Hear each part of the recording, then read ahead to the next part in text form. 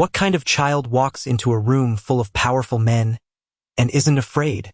The city of New York glittered beneath the glass walls of the rooftop restaurant. A place where deals were made in silence and respect was measured in millions of dollars. Crystal glasses caught the golden light, soft jazz floated through the air, and every seat at the long table was occupied by men and women who controlled something. Money, influence, reputations. And at the center of it all sat Victor Hale. He didn't raise his voice, didn't need to. Power followed him like a shadow, quiet and constant. His tailored charcoal suit fit him like it had been carved onto him. His posture relaxed but alert, and his eyes, cold, calculating, moved slowly across the room as if nothing escaped his notice.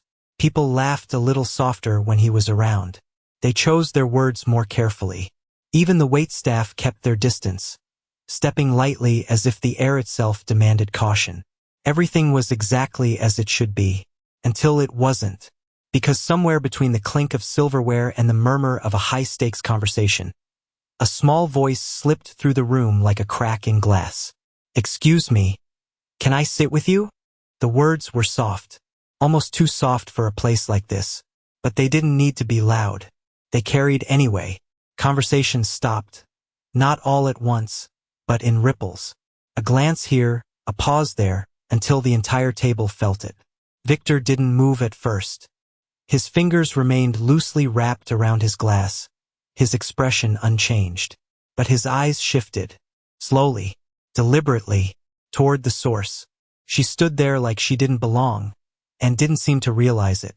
A little black girl, no older than 7, her shoes worn at the edges, her small backpack hanging from one shoulder like it had traveled farther than it should have. Her hair was tied back neatly, not fancy, just careful. And her eyes didn't dart around the room like a lost child's should. They didn't search for help. They didn't shrink under the weight of expensive stares. They rested on him, directly, as if she had already decided he was the one she needed. A server rushed forward, his voice tight with panic. "Sweetheart, you can't be here. This is a private event." A woman at the table let out a quiet, amused breath. "Where are her parents?" Another leaned in, whispering just loud enough to be heard. "This is not the place for this." The room shifted. Not loudly, not violently, but unmistakably. The kind of shift that pushes someone out without ever touching them. But the girl didn't step back. She didn't apologize. She didn't even look at the people speaking about her like she wasn't there. She only took one small step closer to the table. To him. And that was when Victor Hale did something no one at that table expected. He raised his hand. Just slightly. The server froze mid-step. The murmurs died. No one questioned it. No one ever did. Silence settled in, thick and immediate, as every eye turned back to the man who never acted without reason. Victor finally set his glass down, the faint sound of it touching the table echoing louder than it should have. His gaze lowered to meet hers fully now, sharp and unreadable. He studied her the way he studied everything, like there was always something beneath the surface worth uncovering. "Who let you in here?" he asked, his voice calm, controlled, but edged with something that made grown men sit straighter. The girl didn't flinch. Not even a little. She adjusted the strap of her backpack with one small hand, as if steadying herself, not out of fear, but out of purpose. And then she answered simply, like it was the most obvious truth in the world. "No one." A pause, just long enough to be felt. Then she added, her voice just as steady, "I came to find you." And for the first time that night, something in Victor Hale didn't feel entirely under his control. What kind of child walks deeper into rejection and still doesn't turn back? The silence Victor Hale created didn't last long. It never did in rooms built on ego. It fractured slowly, like glass under pressure, until whispers crept back in, sharper this time, less amused and more irritated. A man at the far end of the table leaned back in his chair, adjusting his cufflinks with a faint smirk. "Victor, you letting strays sit at the table now?" A few quiet chuckles followed, restrained but real. Across from him, a woman in a silk dress lifted her glass, her eyes scanning Amara from head to toe as if measuring her worth in threads and fabric. "Sweetheart," she said. Her tone dipped in something that sounded kind but wasn't. "This isn't where you're supposed to be." The words floated gently, but they landed heavy. A server stepped in again, more insistent this time, his hand hovering just inches from Amara's shoulder. "Come on, kid. Let's get you outside. We'll call someone for you." The air shifted again, not with power this time, but with dismissal. The kind that erased people without needing force. But Amara didn't move. Not an inch. Her fingers tightened slightly on the strap of her backpack, but her gaze remained locked on Victor, steady, unblinking, as if the rest of the room didn't exist. That was what unsettled them. Not her presence, but her refusal to react the way she was expected to. Victor noticed it. Of course he did. He noticed everything. The way she didn't scan for exits. The way she didn't shrink under attention. The way her breathing stayed even, controlled, like she wasn't out of place at all. It didn't fit. Nothing about her fit. His eyes narrowed just slightly, not in anger, but in calculation. This wasn't innocence. Not entirely. Something about her composure felt learned. Intentional. And that made her dangerous. Or at least, unpredictable. "You heard them," Victor said finally, his voice low, smooth, cutting clean through the tension. Not raised, not harsh, but absolute. "This isn't a place for children." The words were clear, final, a dismissal wrapped in calm authority. Around the table, a few heads nodded subtly. Order restored. Situation handled. That's how it was supposed to go. But Amara tilted her head just a fraction, like she was processing something deeper than the words themselves. Then she asked, quietly, "Then why are you here?" The question didn't land like a child's confusion. It landed like a mirror. The table stilled again, but this time the silence felt different, sharper, closer. The man who had laughed earlier shifted in his seat, suddenly less comfortable. The woman in silk lowered her glass without sipping. Even the server stepped back, unsure whether to continue or disappear. Victor didn't answer right away. He held her gaze, searching it now. Not dismissing, not analyzing from a distance, but actually looking. And for the first time since she spoke, something unfamiliar brushed against the edges of his control. Not emotion. Not yet. Just interruption. A disruption in the pattern. Because people didn't speak to him like that. Not here. Not anywhere. And certainly not a child who had nothing to gain. He leaned back slightly, studying her with renewed focus. "You don't know who you're talking to," he said, quieter now but heavier. Amara didn't blink. "I do," she replied, a beat, then softer, almost like a truth she had carried a long way to say. "That's why I came." And just like that, the room wasn't in control anymore. What if the most powerful man in the room was the only one who didn't understand what was happening? The question lingered in the air, unspoken but heavy, as Victor Hale leaned back slightly in his chair, his gaze never leaving Amara Brooks. The room had gone quiet again, but not the same kind of quiet as before. This silence wasn't built on authority. It was built on uncertainty, and that made people uncomfortable. Victor didn't like uncertainty. He dealt in control, in outcomes, in variables he could predict and eliminate. And yet, this small girl, no taller than 4 feet, standing in worn shoes on polished marble, had just introduced something he couldn't immediately categorize. That alone made her a problem. "You came to find me," he repeated, slower this time, as if testing the weight of the words. "Why?" Around them, the table leaned in without meaning to. No one spoke, but everyone listened. Deals worth millions had been paused for less than this. Amara shifted her backpack slightly, the fabric brushing softly against her shoulder. It was the only movement she made. Her voice, when she answered, didn't rise to match the tension. It stayed steady, simple. "Because my mom said you would help." A ripple passed through the table, not loud, but sharp enough to be felt. A man cleared his throat, uncomfortable now. Someone else reached for their drink but didn't sip. The tone of the room had changed again. Not amusement. Not irritation. Something closer to curiosity, edged with doubt. Victor's expression didn't change, but something behind his eyes sharpened. That word, help, didn't belong here. Not in his world. Not attached to his name. People came to him for many things. Protection. Influence. Solution. But never like this. Never with that kind of quiet certainty. Your mother, Victor said. His voice even, controlled, but more focused now. What's her name? It was a simple question. Direct. Strategic. Names meant connections. Connections meant answers. That was how his world worked. Amara didn't answer right away. Not because she hesitated, but because she reached into her backpack. The movement was small, careful, deliberate, and it changed everything. Instantly, the room reacted. Chairs shifted. A man at the far end straightened, his posture tightening. The server froze again. Even without visible force, tension snapped into place like a wire pulled too tight. Victor didn't move. Not outwardly. But his attention sharpened completely now, every instinct narrowing in on that one action. This was the moment, the variable, the unknown. Amara's small hand disappeared into the worn fabric of her bag, searching.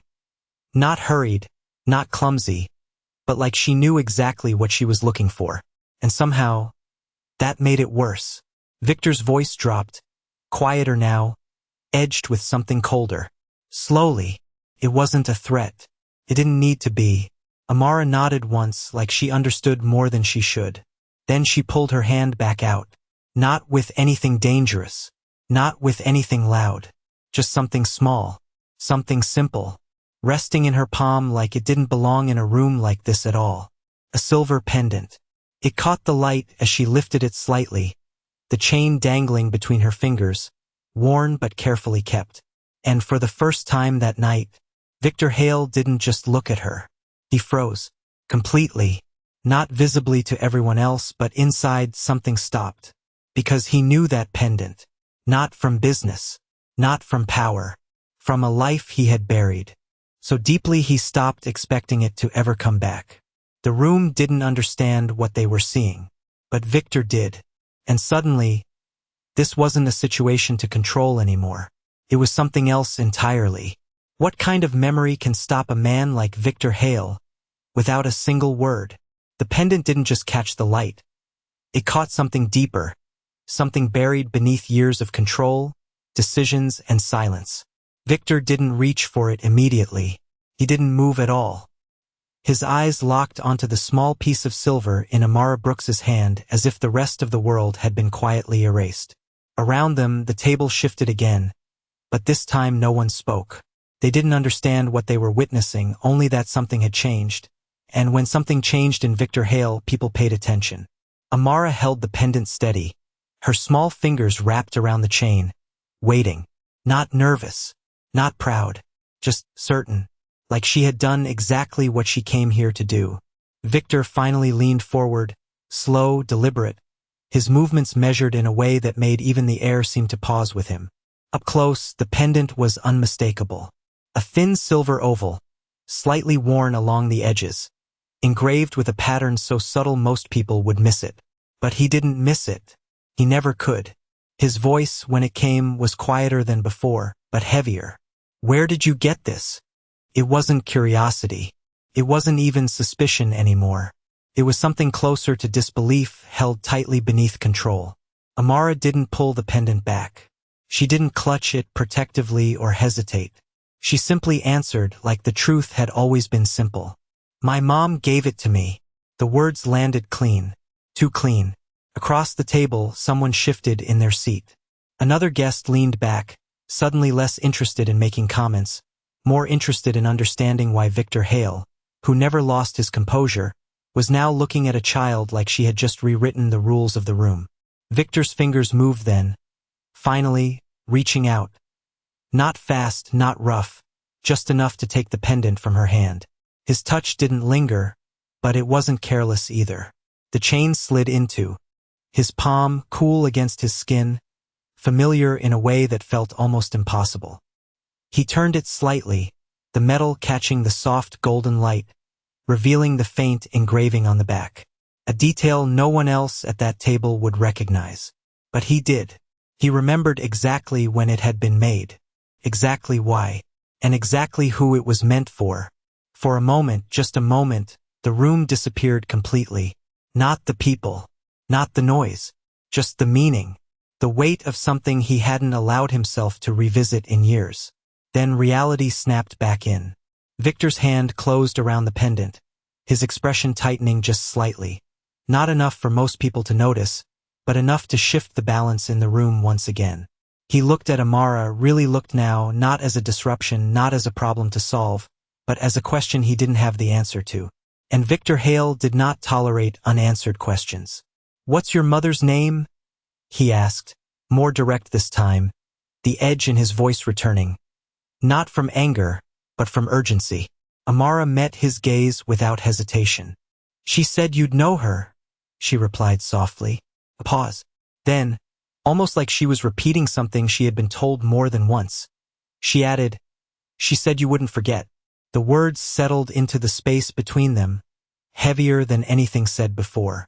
And for the first time that night, Victor Hale wasn't sure if that was true. What if the one thing he buried was now standing right in front of him, asking for help? The pendant felt heavier in Victor Hale's hand than it should have, like it carried more than metal, like it carried time, memory, and something he had deliberately chosen to forget. His fingers tightened slightly around it, not enough for anyone else to notice, but enough to betray a shift inside him that no one in that room had ever seen before. Across the table, the quiet tension stretched thinner, sharper. No one spoke now, not because they were told to, but because they understood something was unfolding that didn't belong to them. Victor's gaze lifted slowly from the pendant back to Amara Brooks. This time, it wasn't the cold assessment of a man measuring risk. It was something more focused, more personal. His voice, when it came, was lower than before, stripped of the edge he used to control rooms. "What's your mom's name?" Amara didn't answer immediately, not out of hesitation, but because she was watching him, studying him in a way that felt intentional, like she was waiting for him to recognize something on his own. That unsettled him more than anything else. Victor Hale was not a man who waited for answers. He took them. He forced them. He uncovered them. But this was different, because the answer felt like it was already there, just out of reach. Amara finally spoke, her voice soft but clear enough to cut through the silence. "She said you used to call her Lena." The name didn't hit like a sound. It hit like a memory forced back into the present without permission. Victor didn't move, not outwardly, but inside, something shifted hard enough to crack through years of controlled distance. Lena. The syllables echoed in a place he hadn't visited in a long time. Not because he couldn't, but because he chose not to. Around the table, confusion deepened. A man frowned slightly, glancing between Victor and the girl. Someone else leaned in, trying to catch meaning from fragments that didn't belong to them. But Victor heard nothing except that name. Saw nothing except flashes he didn't want to revisit. A quiet laugh in a dim apartment. A promise made without thinking about consequences. A night that ended too quickly. And a disappearance that never made sense. His jaw tightened just slightly, his grip on the pendant loosening just enough to let it rest against his palm instead of being held like evidence. He looked at Amara again, really looked now. Not just her composure, not just her presence, but her face, the details, the way her eyes held steady even under pressure. The shape of her expression, not identical but familiar in a way that made something in his chest feel off balance. "That's not possible," someone at the table muttered under their breath, though no one was sure what they were reacting to. Victor ignored it. His attention didn't break. Couldn't break. "Where is she?" he asked, more direct now, but not as controlled as before. There was something else in his voice. Not fear. Not yet. But something closer to urgency. Amara's fingers curled slightly around the strap of her backpack again. The only sign that she wasn't completely untouched by the weight of this moment. "She couldn't come," she said quietly. A pause. Then softer, like it mattered that he understood this part correctly. She told me I had to come by myself. That didn't fit. Nothing about that fit. Victor's mind moved fast. Faster than anyone in that room could follow. Connecting details, testing possibilities, rejecting them just as quickly. Lena disappearing. No contact. No explanation. And now, a child standing in front of him with something only Lena could have given. It didn't align. Couldn't. And yet, the evidence was in his hand. And the girl wasn't lying. He knew that instinctively. He always knew when someone was lying. And Amara Brooks wasn't. She just stood there, waiting, not for permission, not for approval, but for him to understand what she had already accepted as truth. And for the first time in years, Victor Hale wasn't sure he wanted to. In a high-stakes Manhattan rooftop setting where power defines every breath, a feared mafia boss encounters a quiet little black girl who walks into his world without fear and asks a question that disrupts everything. What begins as suspicion quickly turns into a layered emotional journey where hidden truths, past connections, and silent recognition reshape authority and control, creating a deeply compelling narrative of dark romance, where innocence meets dominance and slowly fractures it from within. As elite guests react with judgment and dismissal, the mafia boss is forced to confront something unfamiliar, an unexplainable connection that challenges his perception, revealing a story rooted in dark romance that unfolds through tension, restraint, and unspoken memory. The little black girl's calm presence and quiet determination introduce a powerful contrast against a world built on hierarchy, making this story a gripping example of dark romance driven by emotional depth rather than spectacle. As a mysterious pendant surfaces and a forgotten name echoes back into the present, the narrative intensifies into a layered exploration of identity, responsibility, and transformation, all hallmarks of dark romance storytelling that captivates audiences seeking both drama and meaning. Through cinematic pacing, sharp dialogue, and immersive atmosphere, this story captures the essence of dark romance where power is challenged by truth, and where a single moment can begin to unravel everything a man believed he controlled. What kind of truth makes a man question everything he believed without a single word of proof? The name still echoed in Victor Hale's mind, not as a memory anymore, but as a fracture spreading beneath the surface of his control. Lena. It wasn't just a name, it was a version of himself he had locked away. A time before power became armor and distance became survival. And now, that past was standing across from him in the form of a child who didn't belong in this world, but somehow knew exactly how to step into it. Victor straightened slightly in his chair, not retreating, not advancing, just recalibrating. That's what he did best. When something didn't make sense, he didn't react emotionally. He rebuilt the logic until it did. But this wasn't aligning. Across the table, the tension had shifted again. The guests who once watched with curiosity were now watching with unease. Conversations had died completely. No one reached for their drinks anymore. No one checked their phones. Because whatever this was, it had moved beyond interruption. It had become something no one wanted to misread. Victor's gaze dropped briefly to the pendant still resting in his palm, then lifted back to Amara Brooks. His voice came slower this time, more measured. Not softer, but more deliberate, like every word mattered more than it had before. You said your mother sent you, he said. Not a question. A confirmation. Amara nodded once. Yes. And she told you to come to me. Another nod. She said you would know what to do. The certainty in her voice didn't waver. That was the problem. Children guessed. They hesitated. They looked for approval. Amara didn't. She spoke like someone delivering instructions she trusted. Completely. Victor leaned back slightly, his fingers brushing against the edge of the table, grounding himself in something physical, something real. Because this conversation was starting to feel like something else entirely, something that didn't follow the rules he understood. When did you last see her? He asked. This time, Amara hesitated. Not long, just enough to be noticed. Her eyes dropped for a fraction of a second, not in fear, but in thought. Then she answered, quieter now. This morning. A ripple moved through Victor. Not visible, not dramatic, but sharp. Immediate. That detail changed everything. If Lena was alive, If she was close enough to send the girl here, then the absence wasn't distance. It was choice, and that didn't make sense. Not with the past he remembered. Not with the woman he thought he knew. Then why didn't she come herself?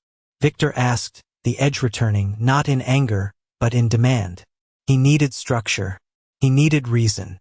Amara looked back up at him, her expression steady again, but something softer had settled behind it now. Not fear. Something closer to understanding. Like she knew the answer mattered more than the question. She said she couldn't, Amara replied. A pause. Then, carefully, like she was repeating something exactly as it was told to her, she added, she said, you wouldn't listen if she came. The words didn't raise the volume in the room, but they shifted the weight completely. Because that wasn't about absence. That was about him. Victor didn't move, but something inside him did. A small, precise fracture in the certainty he had built over years. Because if Lena believed that, if she believed he wouldn't listen, then whatever happened between them hadn't ended the way he remembered. And that meant something was missing. Something important. His jaw tightened slightly, but not from anger. From the pressure of realization pressing against something he hadn't allowed himself to question before. Around them, the room waited, silent, watching, uncertain. But Victor wasn't seeing them anymore. He was seeing a gap, a piece of a story that didn't fit. And for the first time, he wasn't trying to control the situation. He was trying to understand it. And that was far more dangerous.